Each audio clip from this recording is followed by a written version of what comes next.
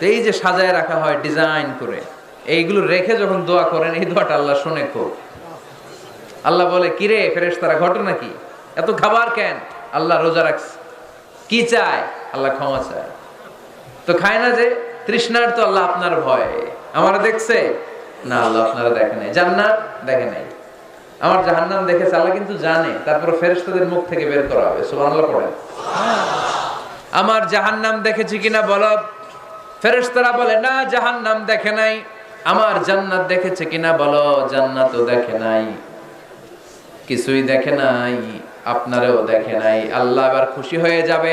আমার খুশির জন্য, আমার ভয়ে তৃষ্ণার্ত ক্ষুধার্ত সামনে খাবার হাত বাড়ালেই খেতে পারে, গ্লাসটা তুললেই পান করতে পারে, আমার ভয়ে খায় না। আমার ক্ষমা চায়, আমার কাছে ক্ষমা প্রার্থনা করে। এখন আমার বান্দা